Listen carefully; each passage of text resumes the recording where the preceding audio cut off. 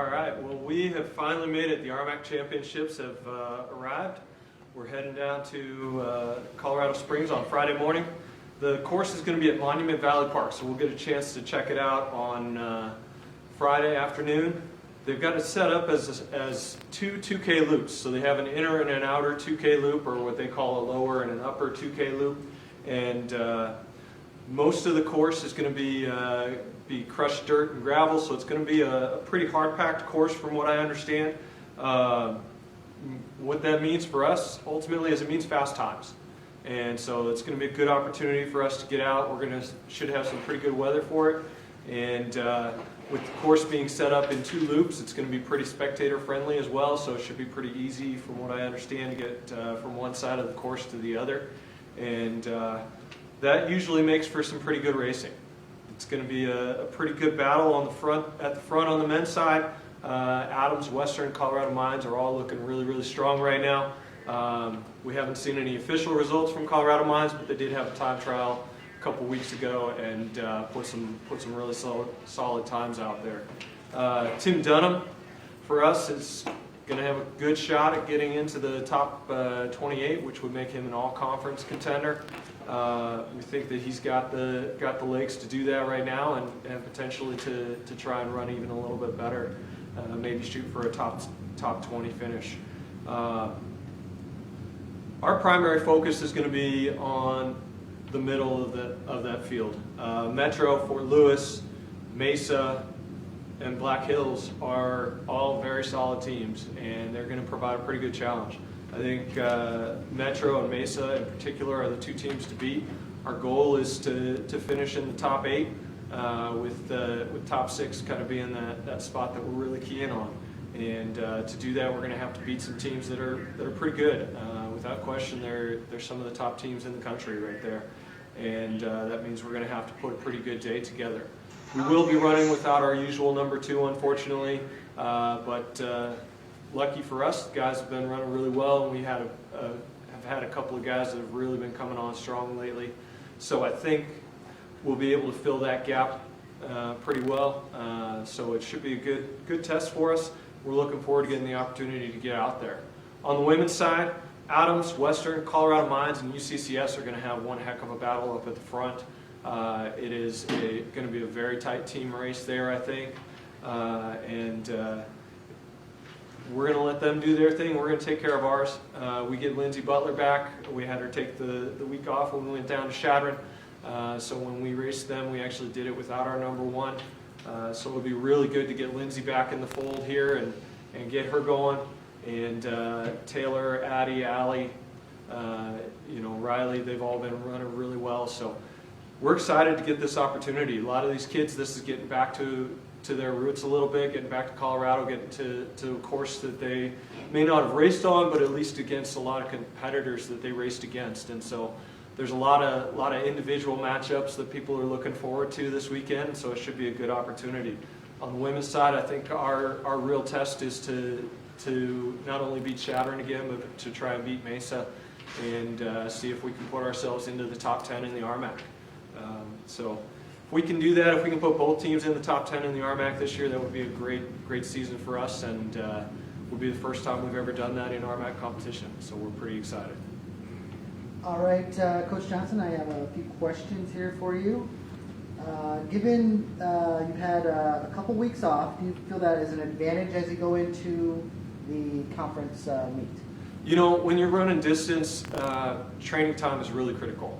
And so for our guys having that time, as I put it when we got done with the Chadron meet, we had a week to recover, a week to train, and a week to prep for the meet. And so it really lays out nicely to be able to have that extra week in there to prepare for the competition. All right, the next question I have is there an advantage or disadvantage going to this altitude? Altitude's a funny thing, and the more that we learn about it, the more that we realize that other factors come into play. Not to sound too nerdy, but things like humidity, barometric pressure, temperature all factor into it, and those things can actually combine to kind of lower the altitude effect, so lessen the altitude effect for us. And it looks like it should be a pretty good day for us on Saturday from that standpoint. So we as a program have gotten to the point where we don't worry about the altitude too much. It's going to be what it's going to be, and we're going to worry about the things we can control and not worry about the ones we can't. Okay, and the last question I have for today is, given that you've only seen a few of the Aramaic teams and this being a bigger meet, what will the start look like for each race? Yeah, so what we did at our smaller meets was really just a microcosm of what they're going to do at the larger one. We're still going to see an empty box between every team. We're still going to see those teams not get brought to the start line until 2 minutes before the race starts. When we raced at BH, we had masks on. That was the protocol at the time. They've taken that requirement out so the kids don't have to worry about masks when they start, so that's kind of a nice thing. It's just one extra thing to be thinking about when you're on the line, and so taking that out's a good thing in some ways. Just kind of makes them rest a little bit easier.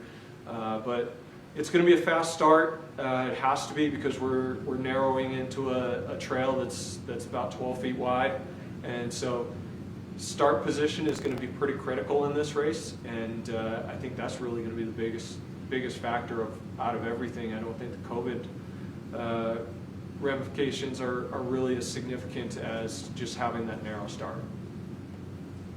Okay, that's all the questions we had. Do you have any final thoughts before you head off to Colorado Springs? Yeah, I mean, we're excited to get the opportunity to go and race in a bigger field. This has been a long time coming, and honestly, I'm really proud of the kids for the effort that they've put in to be ready for this and to make this opportunity happen. So I'm excited for them to get this chance, and hopefully we come back with some good performances. Okay, what time did the race start? Oh, great question. Men race at 9:30, and they're going to race an 8K, which is about 5 miles for the rest of us. And the women race at 10:15, and they are racing a 6K, which is about 3 3/4 miles. All right. Well, thanks, Coach, and good luck. All right, thank you. We are curious. We are tenacious. We've got what it takes to change the world. As one of the nation's premier engineering, science, and technology universities, South Dakota Mines is at the forefront of what's next. We embrace challenges, we let our curiosity lead, and we build a confidence supported by teamwork and collaboration. From our beginnings as a mining school to our status today as a world-class engineering and science university, South Dakota Mines continues to transform our students, our communities, and our world. South Dakota Mines, advancing the frontier of innovation.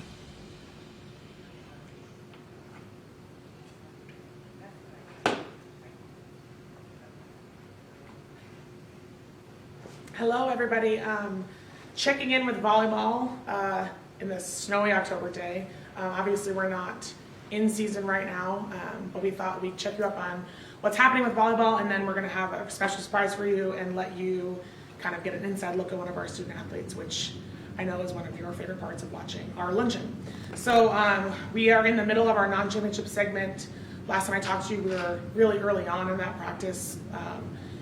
We've been training for about 2.5 months now, and competing or training and practicing for that long without getting to play anyone else but ourselves is tough. I think burnout is real, but our women have been really, really resilient in what we're trying to accomplish, which is getting to the next level, being a championship level program, and just constantly being a better team. So we've made a lot of progress. I have so much confidence in the trajectory of where our program is headed. I'm happy about everything that we've been doing. I want so badly for us to play, but it's been truly enjoyable to be able to support cross country, support football, and have a little bit of normalcy in this fall season. When all of our team gets to go to the football game and cheer on our guys and kind of see that fun, it makes us feel good again. So that's kind of why we do these things. So we have a good surprise for you today. We're going to bring up one of our student athletes in volleyball. Her name is Cheyenne Bastian. She is a junior from Laramie, Wyoming, and she is a chemical engineer major. She is one of our setters as well as one of our team captains. So I'm going to put her on the spot and ask her too many questions. All right, so here we go. All right, Cheyenne, ready? Yeah, okay. I'm ready. All right. So Cheyenne, why did you choose School of Mines? I get asked this every time I stand up here. I chose School of Mines because it's a place that I felt was perfect for me. I had everything I wanted, not just academically, but athletically. I really wanted to change a program, and obviously LT has been a huge part of that, but from a student athlete standpoint, just like putting that dedication in, and this school really allows you to do that, and you have a great community background. And yeah, I just love it here, so. Good answer. Why chemical engineering? I don't know. I'm just kidding. I love chemical engineering because it offers so much opportunity for such a broad range of things to do. So I can work in anything from like medical products to concrete to quality to anything like that, which is a huge dream of mine because I don't want to stay in one industry for the rest of my life. I want to kind of explore more options. Yeah, that's important. Tell us a little bit about what you did this past summer and then what you're going to do this summer. That's funny. So I actually worked for Abbott this past summer, which is a medical product company, and I was a process engineer, so I was in charge of one product the entire summer, and they're introducers, which a lot of people have no idea what those are. But I worked on those all summer, and I'm actually going to go back to Abbott this next summer and work on product development. I don't necessarily know what I'll be doing quite yet, but I will be working in that field. Okay, fair. And we can't really know either. Yeah, it's a secret. Okay, so thinking back, it's been officially a year, well, more than a year since we've been on our last road trip. Okay, what's the funniest thing in your 2 years of volleyball here that's happened on a road trip? Oh my gosh, there's so many. This is such a hard question. It has to be along the lines of like this past year. There's so many funny things. Like Cassie would sleep for 15 hours on a bus ride. Every time we get off, when we would drive back, like we had a really long trip back, and we had to stop in Sioux Falls and stay the night. And I remember all of us were just like joking around and couldn't sleep. Yeah, no, yeah. I don't think we slept more than like 4 hours ever. So fair. Pick one teammate who would want to be your roommate for the rest of your road trips. It would be Dana, easily, and that's because LT never puts us together, and we live together, and I just love spending time with her, so anytime I can get with her would be great. That's good. So, I like that. Next yeah, one. okay. I'll think about it. What is your favorite place to eat in Rapid City?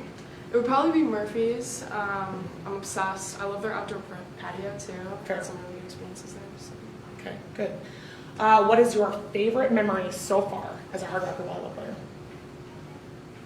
I don't want to say this game because she always gives me crap for it, but it would be the Colorado School Mines game because we beat them and they were ranked, and I just felt so good about that game. Fair. I'll take it. Okay, so anyone that knows Cheyenne knows that your parents are incredibly supportive of not only you, but our program. So I'm assuming they're watching, and if not, they're going to watch at some point. Yeah. So what is one thing you want to say to your parents? I miss you guys. Really hope you're here right now, but I understand the weather's crappy, so hopefully I get to see you next weekend. Woo. All right. Well, thank you. We'll see you soon. Oh, wait, we have a question for Cheyenne first. Tell us your funniest Coach Torvey story. Oh gosh. Funniest ever? It involves bad language, probably. It would probably be... See, LT likes to say that she hates these lists and she hates checklists and she likes to go with the flow. But it's really funny because she's always on Anna about planning all of these things. So I remember there was something, we were in the office that's back there, and she said something about like, well, why couldn't we like all plan together at this one time? And all three of us were laughing really hard because she doesn't plan like anything. So when she wants something planned, it makes me laugh really hard. But it's good to go with the flow. Yeah. Makes you better. Right. All right, now I do have a couple questions for Coach Torvey. Okay. Thanks, Shay. Given that you're playing this spring now, do you have an idea of what your schedule will look like? Yes, so we have our Aramaic schedule. We are essentially playing every Aramaic school once. That's kind of how it is now. We have our weekends that we're playing those schools, but we haven't picked dates or times because until basketball has officially set their schedule, host schools can't choose those dates and times because if they have the same weekend as basketball, it coincides. But yes, we have our schedule and it'll be through January and April. And that kind of goes with my next question. Will there be a conference tournament? Yes, as of now, yes. It is modified. My hope is that if things get better, we can go back to our normal Aramaic tournament schedule, where it's how it's always been, where everyone has a fair chance to compete with 8 teams as opposed to 4. And is there anything beyond that? Is there a national tournament? So, no, the NCAA has canceled our volleyball national tournament. However, I do believe there is an opportunity for our AVCA, which is our American Volleyball Coaches Association, which is our governing body for volleyball, to sort of do like an NIT situation where I don't know how they would do it, but it's basically like any teams can go, you pay an entry fee, et cetera, et cetera. So it's in the works. We've heard a lot of like murmurs about it, but we don't really know where we're going to go. So we'll see. All right.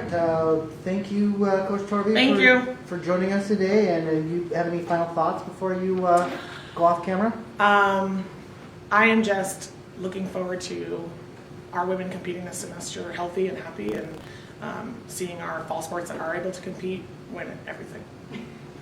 All right. No pressure. Thank you, Coach. We are curious. We are tenacious. We've got what it takes to change the world.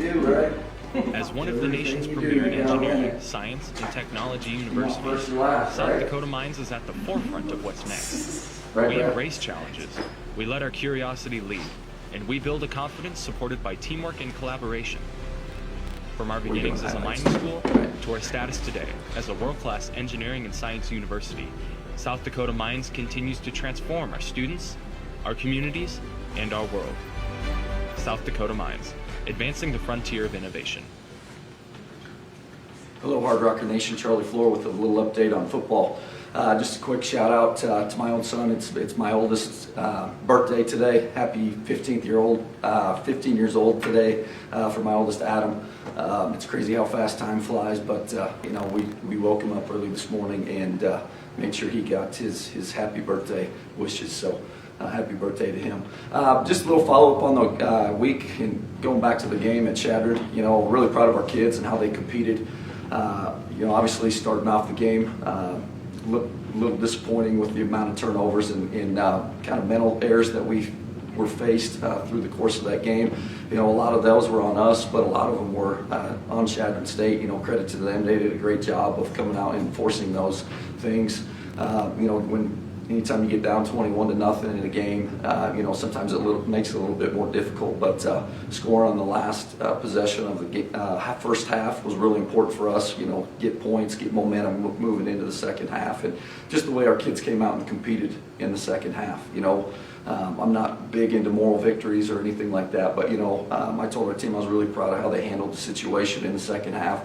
We went out and won the second half, which was really important for me. Again, just to try and get our guys, just a little bit more momentum coming into this next game. We're getting ready to face a team in Colorado Mesa, that's on a 2-game win streak and have won them in kind of impressive fashion, and it's going to be a tough opponent for us to go down there and beat. So going back to the game, it was really important for us to gain that momentum late in the fourth quarter to again continue to make strides as a program and trying to finish on high notes within those games. So with that being said, I'll just go through a couple highlights of the game on Saturday and kind of talk you through a few of those plays that had happened. My first time down at Shattered in really 13 years. I had an opportunity to play there in 07 when we played, when I was at Northwestern, when we played Shattered in the playoffs, and things had changed quite a bit from their facility standpoint. So here this first play, Brian Acuna with a big sack. He was unfortunately not able to play in the Black Hills State game, but he was able to come back and play in this game. So really excited for him to come out and get a sack in his first game back. Here in the red zone, again, make the most of our opportunities. Our defense did a great job of creating a turnover. Great job by Casey being right there, making the interception. We got a few blocks downfield and end up giving our offense an opportunity to go down and score points. Isaiah Eastman, this week he was awarded the Special Teams Player of the Week. This was one of his numerous returns that he gave our offense great field position with. He's a dynamic true freshman that came into our program and has done a phenomenal job for us. And, this is just one of the ways we can get the ball in his hand. And, we look for more success for Isaiah. Great kick with 5 seconds left to go on the clock. Again, that momentum changing deal for us offensively or as a football team to get points on the board, knowing we were going to get the ball at halftime or the second half. So it was a big 3 points for us. Really proud of Ennis and how he came in and made that field goal. Again, third quarter, still down 18, get a big stop here, big sack. Michael Retland's coming off of the edge and again pushes them back and puts them in a predicament of whether they're going to go for it or kick it here on 4th down. So great defensive effort there. I think that's Will coming in and finishing off the quarterback. Good individual effort here by Colin Zur. Great job of catching the ball, making and breaking the tackle, getting us into scoring position. Colin's done a great job of continuing to be that senior leadership that we need. He unfortunately dropped the ball earlier in the game, came back and had a great second half, so really proud of him.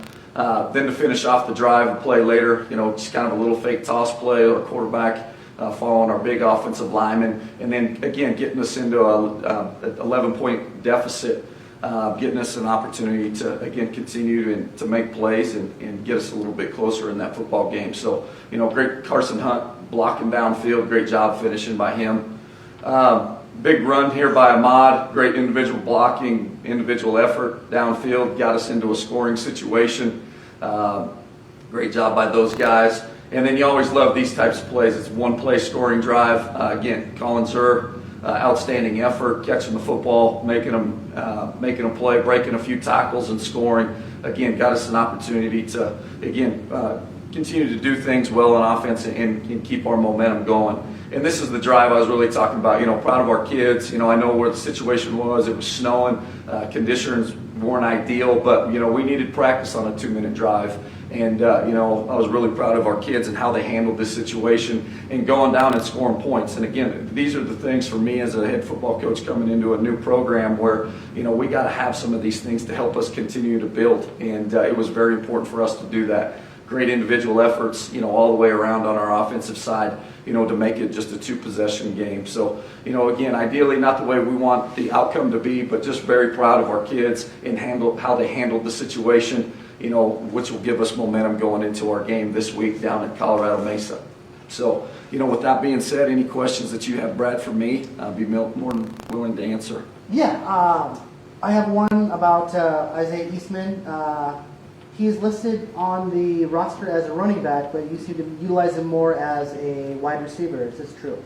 Yeah, he's one of those utility type players that we can move around and play in a lot of different positions. We've done some things with him mainly more as a receiver, but we have the flexibility of putting him in the backfield and moving him everywhere. He's just a special kid, a special talent, and he came in here and proved that he can do it as an 18-year-old kid, and he's done a great job of coming in and studying film and studying, understanding what his weaknesses are, and then just going out and playing. He's got a lot of God-given ability, and he's been able to showcase that for us so far through 2 games.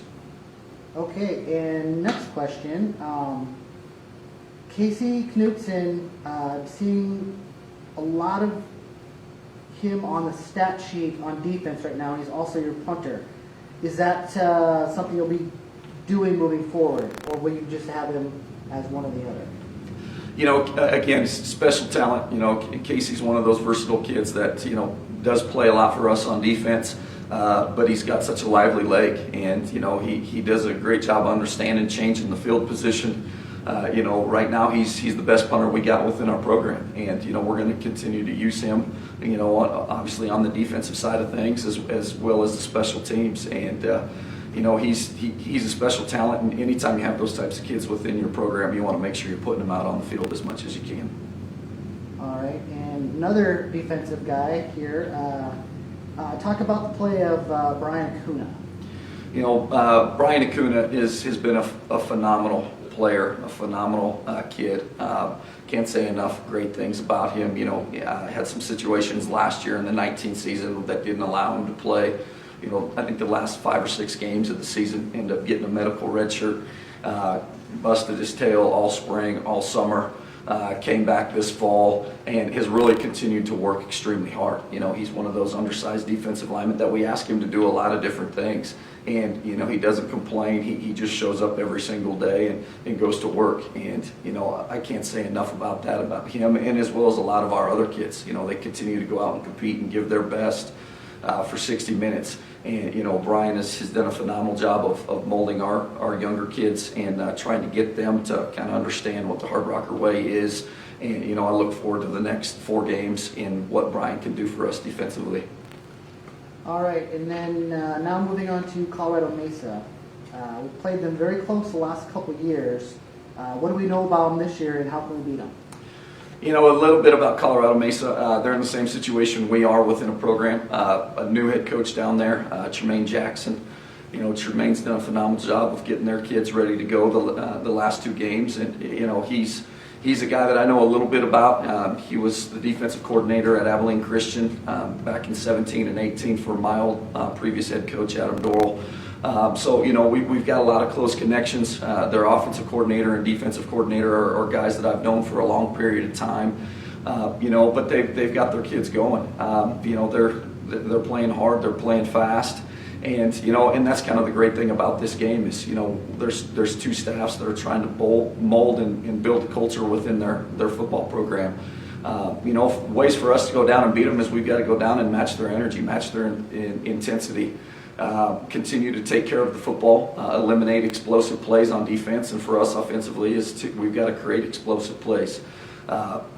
You know, go down and just play for 60 minutes. And like I said, it was really big for us, you know, the last half of the Shattered game to continue to build momentum for the next week's game is to go and finish and continue to play hard. So, you know, it's going to be a nice sunny day down there. I think it's going to be about 75 degrees at Grand Junction. So, you know, our kids are excited about that right now as I'm looking out the window with about, you know, 1 or 2 inches of snow here in Rapid City. So, you know, it's a great day. It's going to be a great opportunity for our kids to continue to get better each week. All right, and game time is noon? Yes, sir. Game time is noon down at Grand Junction. It should be live streamed on their webpage. So if you get an opportunity at noon on Saturday, make sure you get on the website and support our Hardrockers. All right, anything you want to leave us with, Coach? Again, just continue to say thanks and my appreciation for everything that our people here in Rapid City and at South Dakota Mines for the continued support for not only us as our coaches, but mainly our student athletes. You know, our kids are continuing to do everything that they can to make sure they're putting their best foot forward and showing everything that they've done over the last 6-7 months. So, you know, continue to show support for our kids, and you know, we'll look forward to seeing everybody next Saturday as well. Thank you very much, and go Hardrockers. Thank you, Coach.